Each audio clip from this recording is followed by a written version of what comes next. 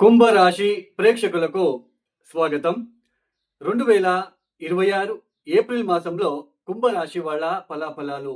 ముఖ్యంగా ఈ ఒక మాసంలో గ్రహ సంచారాన్ని గమనిద్దాం. శని మీన రాశిలో సంచారము, గురువు మిథున రాశిలో సంచారము, రాహువు కుంభంలో సంచారం, కేతువు సింహ రాశిలో సంచారము. అలానే సూర్యుడు ఏప్రిల్ 14వ తేదీ వరకు మీన రాశిలో సంచారము. ఏప్రిల్ 14వ తేదీ తర్వాత ఆయన మేష రాశిలోకి ప్రవేశిస్తున్నారు. ఇక కుజుడు ఏప్రిల్ 2వ తేదీ తర్వాత ఆయన మీన రాశిలోకి ప్రవేశిస్తున్నారు. కుంభం నుంచి మీనంలోకి ప్రవేశిస్తున్నారు. ఇక బుధుడు కూడా ఏప్రిల్ 11వ తేదీ జన్మరాశి అంటే మీ జన్మరాశి కుంభరాశి నుంచి మీన రాశిలోకి ప్రవేశిస్తున్నారు. ఇక శుక్రుడు కూడా ఏప్రిల్ 18వ తేదీ తర్వాత ఆయన మేష రాశి నుంచి వృషభ రాశిలోకి ప్రవేశిస్తున్నారు. ఈ గ్రహ సంచార రీత్యా ఈ కుంభ రాశి వాళ్ళకి ముఖ్యంగా గత మాసంలో ఏర్పడిన ఏదైతే జన్మరాశిలోనే 4 గ్రహాల సంచారం ఏర్పడింది. మార్చి 15వ తేదీ వరకు సూర్య, రాహు, కుజ, అలానే బుధుడు. మార్చి 15వ తేదీ తర్వాత సూర్యుడు ద్వితీయ స్థానంలోకి ప్రవేశించారు, అంటే మీన రాశిలోకి. జన్మరాశిలోనే మార్చి 15వ తేదీ తర్వాత కూడా జన్మరాశిలోనే ఈ వక్రించిన బుధుడు, అలానే రాహువు, అలానే కుజుడు కూడా. ముఖ్యంగా ఏదైతే జన్మరాశిలో ఈ 4 గ్రహాల సంచారం జరిగిందో ఈ 4 గ్రహాలు కూడా జన్మరాశిలో యోగించవు.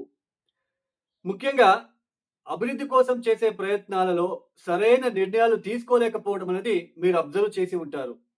ఆరోగ్యరీత్యా చికాకులు, అలానే భార్య భర్తల మధ్య చికాకులు, ఇన్వెస్ట్మెంట్ విషయంలో కావచ్చు, వ్యాపార అభివృద్ధి కోసం చేసే ప్రయత్నాలు కావచ్చు, ఆర్థిక అభివృద్ధి కోసం చేసే ప్రయత్నాలు కావచ్చు, అన్నిటిలో కూడా కాస్త ఎక్కడో ఒక చోటు వెనక్కపడినట్టు అనిపించడము, ఒక గందరగోళ పరిస్థితులను మీరు ఎదుర్కొంటూ వస్తున్నారు. ఈ ఏప్రిల్ మాసంలో ఈ గత మాసంలో ఏర్పడిన ఈ జన్మరాశిలో 4 గ్రహాల సంచారం అనేది ఈ ఏప్రిల్ మాసంలో క్రమేణంగా వాళ్ళందరూ కూడా ద్వితీయ స్థానంలోకి ప్రవేశిస్తున్నారు. జన్మరాశి నుంచి ద్వితీయ స్థానంలోకి ప్రవేశిస్తున్నారు. అంటే కాస్త గందరగోళాలు తగ్గుతాయి, కన్ఫ్యూజన్ తగ్గుతుంది. సరైన నిర్ణయాలు ఏదైతే మీరు తీసుకోలేక ఇబ్బందులు పడ్డారో అవన్నీ కూడా తగ్గుతాయి. అయితే ఈ ఏప్రిల్ 2వ వారం తర్వాత కాస్త అనుకూలతలు ఈ ఒక కుంభరాశి వాళ్ళకి ఏర్పడబోతున్నది.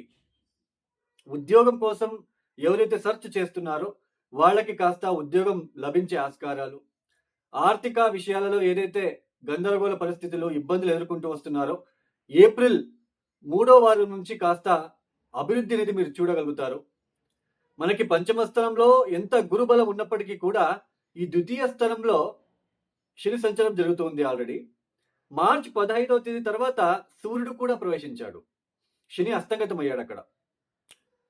మీ సప్తమాధిపతి అయిన సూర్యుడు ద్వితీయ స్థానంలో శనితో కలవడం అనేది ఆర్థిక విషయాల్లో చాలా ఒడిదుడుకులు, ఇబ్బందులు, వేళకు సరిగ్గా భోజనం చేయలేకపోవడము, కౌటుంబిక విషయాలలో కాస్త ఇబ్బందులు, ఇలాంటివి మీరు ఫేస్ చేస్తూ వస్తున్నారు. ఈవెన్ గురుబలం ఉన్నప్పటికీ ముఖ్యంగా ఈ ఏప్రిల్ 14వ తేదీ తర్వాత మనకి సూర్యబలం అనేది రాబోతున్నది. ఈ కుంభరాశి వాళ్ళకి తృతీయ స్థానంలో ఆయన యోగిస్తాడు. అంటే ఏప్రిల్ 2వ వారం తర్వాత కాస్త అనుకూలతలు ఏర్పడబోతున్నాయి ఈ కుంభరాశి వాళ్ళకి. ధైర్యము, స్థైర్యము, వ్యాపార అభివృద్ధి కోసం చేసే ప్రయత్నాలలో కాస్త ముందడుగు వేయడం లాంటిది, ఉన్న ఆర్థిక విషయాల్లో ఏదైతే ఆ ఒక డబ్బు ఎవరికైనా ఇచ్చి ఉంటే, లేదా రూపాయి మీ చేతికి అందడంలో ఎక్కడైతే మీరు ఇబ్బంది పడ్డారో అవన్నీ కూడా తగ్గుతాయి ఇక మీద. అయినప్పటికీ ద్వితీయ స్థానంలో ఈ ఒక మాసంలో 2వ తేదీ కుజుడు కూడా ద్వితీయ స్థానంలో సంచారం అనేది కౌటుంబిక విషయాలలో, అలానే మాట్లాడేటప్పుడు చాలా జాగ్రత్తగా మాట్లాడే ప్రయత్నం చేసుకోవాలి. కొంచెం ఎక్సెస్ ఆఫ్ వీట్ కావచ్చు, కొంచెం సరిగ్గా భోజనం చేయలేకపోవడము, ఇట్లాంటిది కొంచెం కనిపిస్తూ ఉంటుంది. బట్ మేజర్గా అయితే డిస్టర్బెన్సెస్ అనేది మీకు పెద్దగా చేయదు. బట్ ఇక్కడ ముఖ్యంగా ఈ ఒక ప్రయాణాలు చేసేటప్పుడు చాలా జాగ్రత్తలు తీసుకోవాలి.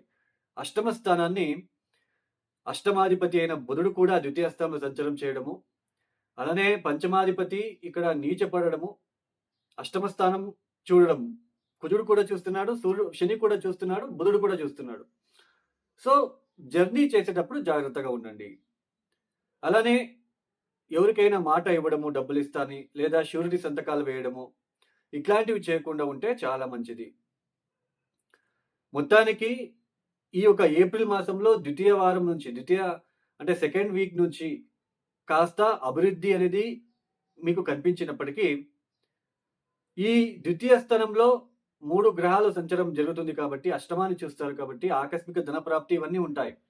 బట్ వెహికల్ రిలేటెడ్ డ్రైవింగ్ చేసేటప్పుడు జాగ్రత్తగా ఉండడానికి ప్రయత్నాలు చేయండి.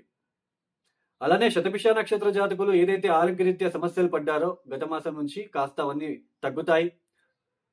ఉన్న ఒత్తిడులు తగ్గుతాయి. పూర్వభాద్ర నక్షత్ర జాతకులకు ఆశించిన ఫలితాలు మీరు ఏదైతే అనుకుంటున్నారో అవన్నీ కాస్త మీరు చేయగలుగుతారు. అలానే ఉద్యోగరీత్యా కాస్త ముందడుగు మీరు వేస్తారు. ఎవరికైతే కొత్తగా ఉద్యోగ ప్రయత్నాలు చేస్తున్నారో వాళ్ళకి కాస్త అనుకూలతలు ఏర్పడుతున్నాయి.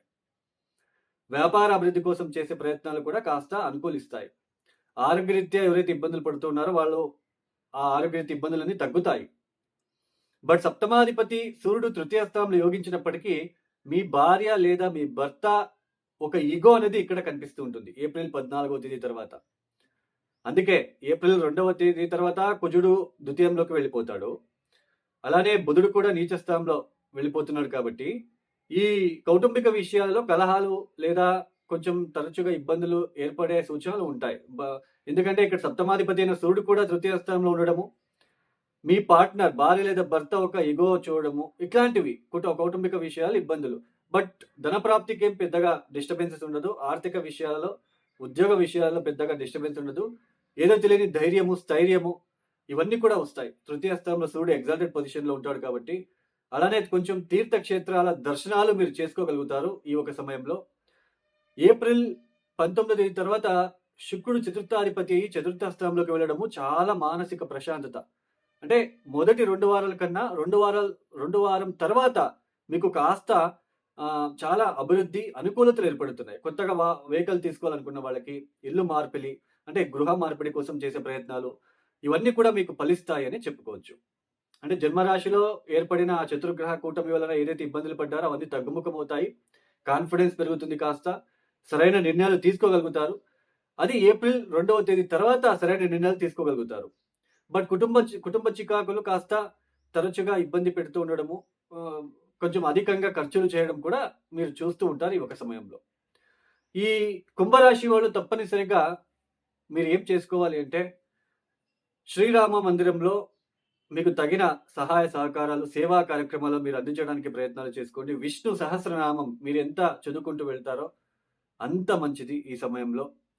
అలానే నవగ్రహాలకి కూడా ప్రతిరోజు వీలైతే 27 ప్రదక్షిణాలు చేసుకోవడానికి ప్రయత్నాలు చేసుకోండి. ఇక ఎవరైతే ఈ వీడియోని చూస్తున్నారో లైక్ చేయండి, షేర్ చేయండి, సబ్స్క్రైబ్ చేసుకోండి. సర్వే జనం సుఖినో భవంతు. ధన్యవాదములు. జై శ్రీరామ్.